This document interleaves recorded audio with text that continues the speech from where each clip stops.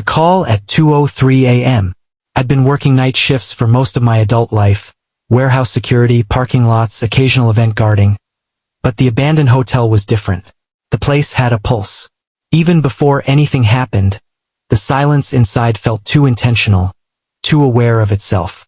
The hotel, the Silver Pines, had closed down 12 years ago after a fire on the third floor damaged several rooms and killed a guest. The official report said, faulty wiring. Locals said, not exactly. And I, desperate for work, said, sure, I'll take the shift. The building was scheduled for renovation, so my job was simple. Keep squatters out, patrol every 2 hours, and sit at the old reception desk the rest of the time. They didn't bother removing the equipment. The front desk still had its dusty bell, the register drawers, and the old analog room call system. Think of a board full of small square buttons with numbers from 101 to 412. If you pressed one, it would light up and send a buzz to the front desk, just like in the old days when guests needed fresh towels or room service. None of it worked, or so I'd been told. Day one quiet, but not empty.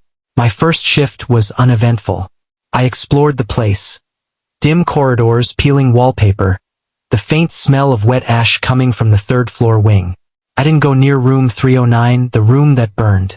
I told myself it was because it was unsafe structurally, but truthfully, something about that entire hallway felt wrong.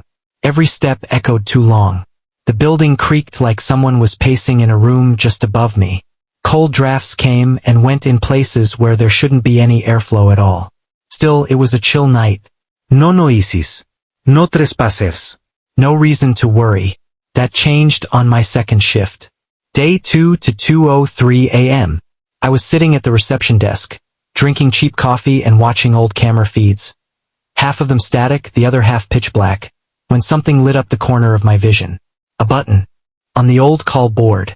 Button 309. At first, I didn't process what I was seeing. The light was small, dim, flickering like an old dying LED but unmistakably on. And the faintest buzzing sound, like a shaver running in another room, vibrated under my palm as I touched the switchboard. I stared at it for a full minute. The hotel had no power on the third floor. None. And that room was sealed after the fire. I leaned closer. Maybe the board had short-circuited. Maybe dust bridged a contact. Maybe the buzzing stopped. The light turned off. I let out a breath I didn't know I was holding and sat back slowly, trying to convince myself it was nothing. Then the bell rang. Not the callboard light. The bell on the desk. The physical metal bell.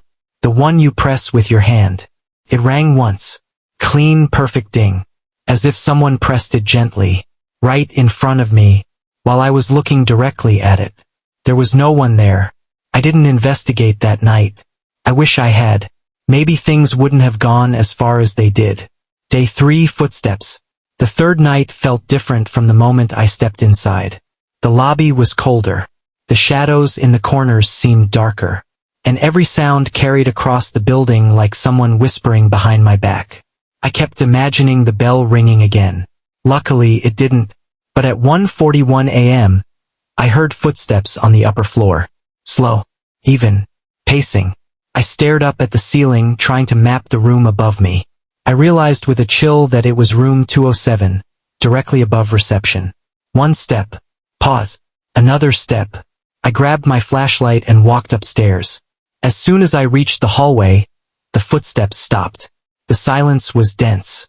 I approached room 207. The door was closed. Locked. I knew because part of my job was to make sure all room doors stayed that way.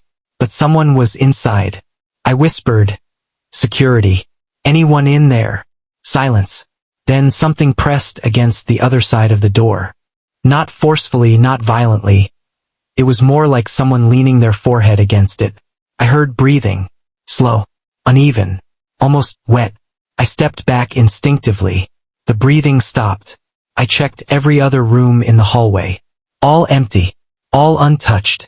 When I came back downstairs, my hands were shaking. But the worst night, the one that broke me, was the fourth. Day 4, the second call.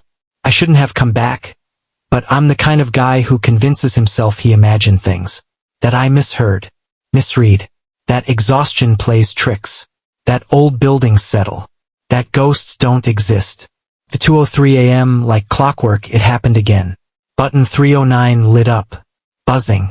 Faint but unmistakable. I stared at it, my stomach dropping. Then something new happened. The light began blinking. Slowly. Rhythmically. On off. Like someone was pressing the call button again and again. My throat went dry. I reached toward the board and touched button 309. It was warm, almost hot, as if electricity was flowing through it in a system that shouldn't have had power. Then, the bell rang, twice, ding, ding, as if someone was getting impatient. I backed away from the desk. This time fear outweighed curiosity. This time something in my instincts screamed, "Do not go upstairs." But I did. Because I needed to prove to myself there was a logical explanation. And that was the last logical decision I made. The third floor. The third floor door had been sealed by maintenance with a metal chain looped through the handles. But that night, the chain was on the floor. Cut cleanly. Edges sharp. As if sliced with a tool. Or something stronger. The hallway was thick with burnt smell. Paint bubbled and cracked on the walls.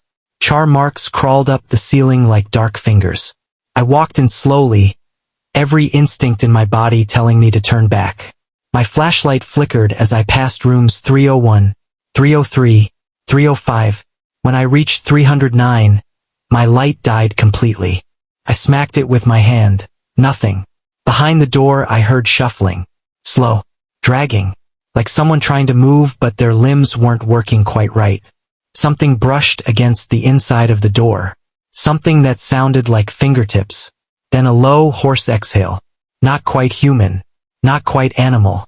I felt the air shift, colder, heavier. Like something enormous was standing right behind that thin piece of wood. My heart thudded violently. Then the doorknob turned. Just a tiny bit. Just enough to click. I stumbled backward, nearly falling. The door opened a crack. Darkness inside. Absolute darkness. But I felt something watching me. Something that had waited 12 years. Something that pressed the call button night after night because it wanted someone to come up. Someone to open the door from the outside. The gap widened a few centimeters. I ran. The exit that wasn't there. I sprinted down the hallway, ignoring the burning sensation in my chest, ignoring the screams inside my head. I made it to the staircase, only to find that the ground floor door was closed. Closed. But I hadn't closed it. I never closed it. I yanked the handle. It didn't move. Something was holding it shut from the other side. The building groaned. The lights flickered. Then I heard it. From the top of the stairs. A single footstep. Bora. Vet. I didn't wait. I ran the other way, down the hallway, through the maintenance room, into the back stairwell, down to the emergency exit, and burst outside into the freezing night air. I didn't clock out. I didn't shut the gate. I didn't look back. Aftermath. 2 days later, the company called. They asked why I abandoned my post, why I didn't report the cut chain, why the front desk bell was bent inward like someone smashed it from above with their fist. I never went back to get my last paycheck. But sometimes, when I lie awake late at night, my phone buzzes on the nightstand. A notification. Unknown number. Room 309 is calling.